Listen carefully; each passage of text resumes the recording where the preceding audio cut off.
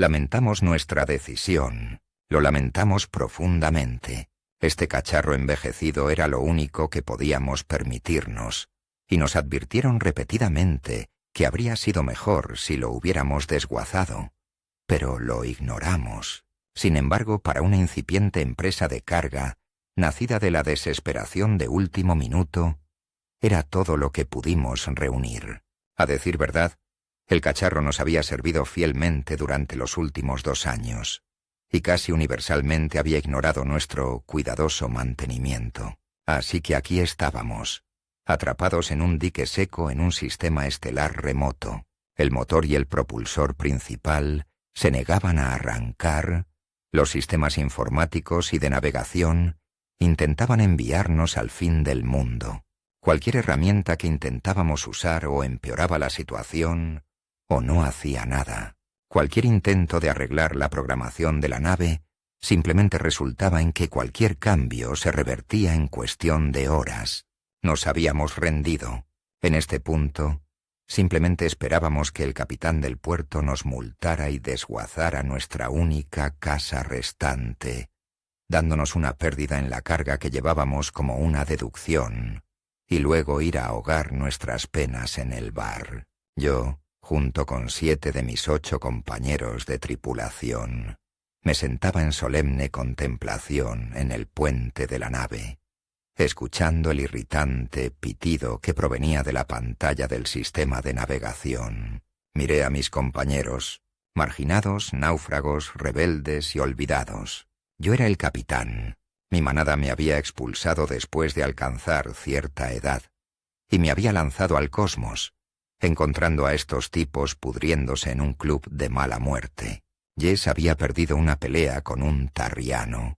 Le faltaban 2 dedos en su pata izquierda. Ray y Rad eran hermanos. Habían huido de casa solo para quedar atrapados en una guerra de pandillas.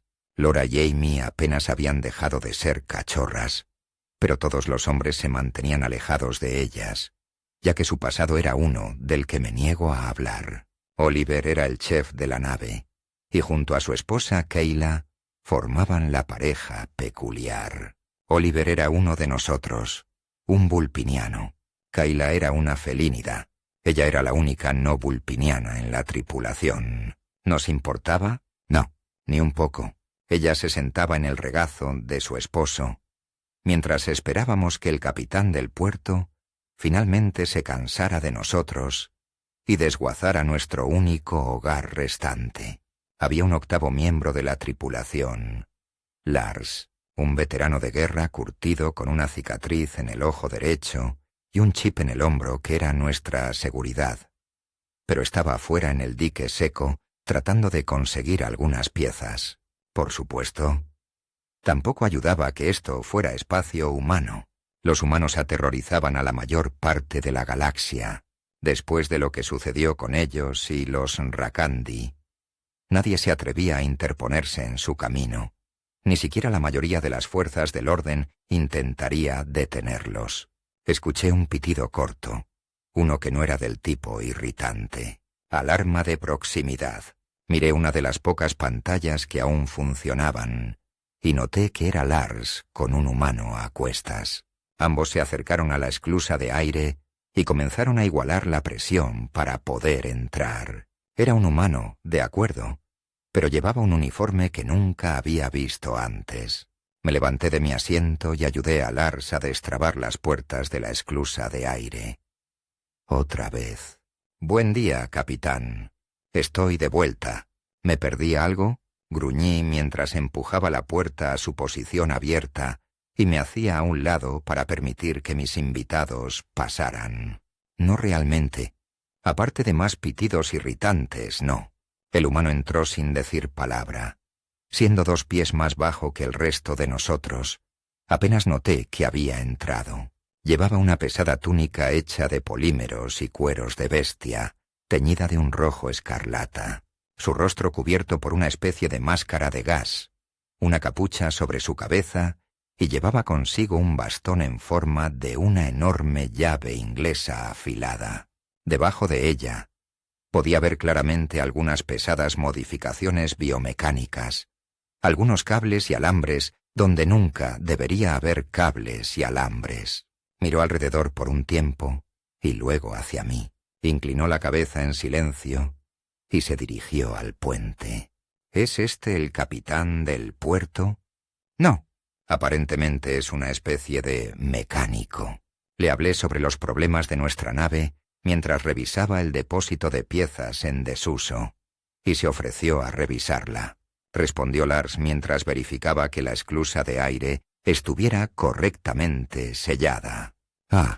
No podemos permitirnos su consulta, ya sabes. Estamos en una situación desesperada como está. Suspiré apesadumbrado y lo seguí hasta el puente. ¿Qué otra opción tenemos? ¿Cuál es ese viejo dicho humano? ¿Entre la espada y la pared? No me lo recuerdes. Si perdemos esta entrega de carga, enfrentaremos demandas y multas del Imperio Yuhanti. Si volvemos a casa, nos colgarán. Si nos quedamos aquí, sufriremos la burocracia humana. Ambos nos estremecimos de miedo ante esa última opción. El humano estaba en el puente, mirando alrededor en silencio. De manera inquietante, se paraba frente a cada componente, ocasionalmente extendiendo una mano y agitándola sobre cualquier pieza de maquinaria que estuviera observando. Una o dos veces sacó un cable de la computadora portátil en su brazo izquierdo y lo conectó a una consola. Luego se quedó en silencio. Este comportamiento continuó durante aproximadamente una hora mientras se movía por la nave, finalmente acercándose al reactor. Cada vez que encontraba una nueva máquina, parecían suceder cosas extrañas. Pantallas que antes se pensaban rotas o inútiles se encendían mostrando un extraño código que nunca habíamos visto antes. Cobraban vida cerca de su presencia. La máquina de bebidas que nunca pudimos hacer funcionar zumbó y dispensó una bebida en lata. Pantallas o tableros que nos habían dado muchos problemas o se negaban a funcionar, incluso si habían sido recién reemplazados, de repente cobraban vida. Un banco de computadoras que habíamos pensado que era solo chatarra rota, inexplicablemente, cobró vida durante unos minutos cuando él entró en la habitación. Escribió en algunas consolas y luego agitó una mano, apagando todo. Miró una parte específica de un dispositivo mecánico. Luego alcanzó el lugar exacto de una rueda dentada desalineada, colocándola en su lugar. Esa máquina, al instante, se encendió y comenzó a funcionar nuevamente. Encontró un interruptor que habíamos confirmado previamente que no estaba conectado a nada. Al encenderlo, el sistema de soporte vital de respaldo de la nave se activó de repente. Nunca supimos que incluso tenía un sistema de soporte vital de respaldo. Personalmente, revisé esta nave una docena de veces en los últimos 2 años. Ese interruptor nunca hizo nada y nunca encontré un sistema de soporte vital de respaldo. Ahora estábamos nerviosos. Había permanecido mayormente en silencio. Los únicos ruidos que podíamos escuchar de él eran sus pasos y la respiración de su máscara de gas, mezclados con un raro sonido de Al acercarse al reactor, adoptó una postura de combate y blandió el bastón llave, que sostenía en una postura defensiva, apuntando el extremo afilado al puerto de combustible del reactor. Se tambaleó por unos segundos y luego sacó una especie de pequeño recipiente del tamaño de un dedo, que brillaba de un azul brillante y chispeante. Insertó este dispositivo en un puerto en la parte inferior de su llave inglesa y se paró frente al reactor como si estuviera enfrentándose a un demonio. En el nombre del espíritu de la máquina, te ordeno que cesen tu herejía y te reintegres al redil del Señor de Hierro, gritó de repente. Luego golpeó la carcasa del reactor 3 veces. «¡Cese! ¡Tú, herejía!». Cada vez que la llave impactaba, la nave temblaba y una ola de energía eléctrica azul y púrpura se emitía desde el punto de impacto. La nave se quedó a oscuras durante 2 minutos. Luego todos escuchamos el reactor arrancar de nuevo. El puente volvió a la vida. El mecanismo de soporte vital de repente zumbó de nuevo en funcionamiento. Monitores previamente rotos de repente volvieron a funcionar completamente y la esclusa de aire se cicló sola. Un propulsor de estribor que nunca había funcionado de repente chisporroteó al encenderse. Luego tembló a plena potencia. Las matrices de escudos que solo habían funcionado bajo presión estallaron en funcionamiento mientras la nave ahora estaba bañada en un suave resplandor azul. El ruido de maquinaria y computadoras, repentinamente volviendo a la vida o restaurándose a su funcionamiento, como si nunca hubiera habido problemas, saturó nuestra audición durante los siguientes 10 minutos. Rey y Jess estaban fuera de sí de emoción mientras comenzaban a revisar las lecturas y empezaban a dar y a aprender cosas sobre la nave que nunca supieron que existían. En el espacio de unos minutos, la nave comenzó a funcionar como si acabara de ser liberada de su dique seco original. El humano luego regresó al puente y miró alrededor en silencio un poco más. Luego miró su bastón llave y retiró el dispositivo que había puesto en él antes.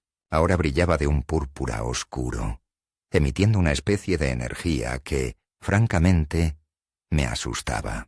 Lo colocó cuidadosamente en un contenedor sellado y lo puso en su funda de cinturón. Agitó su mano y la nave regresó a un modo de espera destinado a operaciones en dique seco o estación. Esta vez adoptó un enfoque más proactivo y comenzó a escribir en consolas y verificar lecturas. Después de un tiempo, pareció satisfecho. El espíritu de la máquina ha sido castigado por su insolencia y desafío. Sus demandas de apaciguamiento han sido satisfechas. Sin embargo, por favor, tomen nota de lo siguiente, dijo. Su voz una monstruosidad biomecánica distorsionada mientras me entregaba una tableta de datos. Los leí en voz alta para la tripulación. El propulsor de estribor necesita ser reemplazado. El sistema de soporte vital de respaldo necesita un nuevo depurador volumétrico de O2. La torreta defensiva requiere reemplazo del cañón y... ¿Qué demonios? Me esforcé por considerar el concepto del último elemento. ¿La llamada de Melody solicita dados de peluche?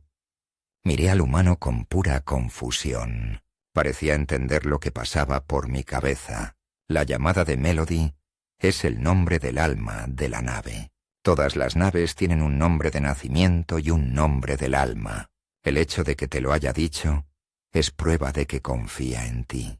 «Quiere dados de peluche», respondió el humano. Alcanzó detrás de él y sacó una caja que llevaba en su espalda y buscó en ella por un momento. Y sacó un par de cubos de tela peluda unidos entre sí por un cordón fuerte.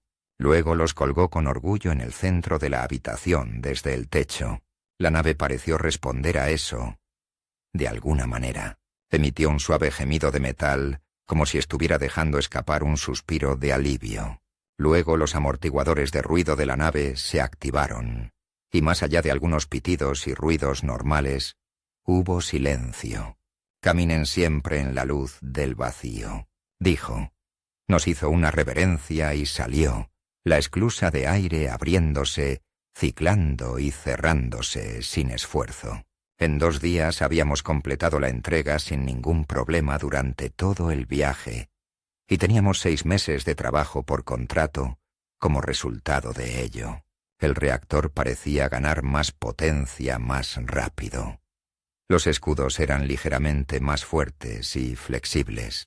La nave, después de que reemplazamos las piezas de la lista que nos dieron, de repente podía realizar maniobras que apenas un mes antes la habrían partido por la mitad. Rey y Jess terminaron colocando un santuario de algún tipo, basado en el emblema visto en la capa del humano frente al reactor.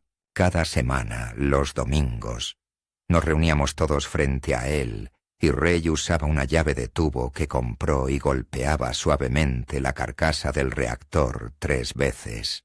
La nave nos sirvió bien durante los siguientes 30 años, antes de que nos diera algún problema.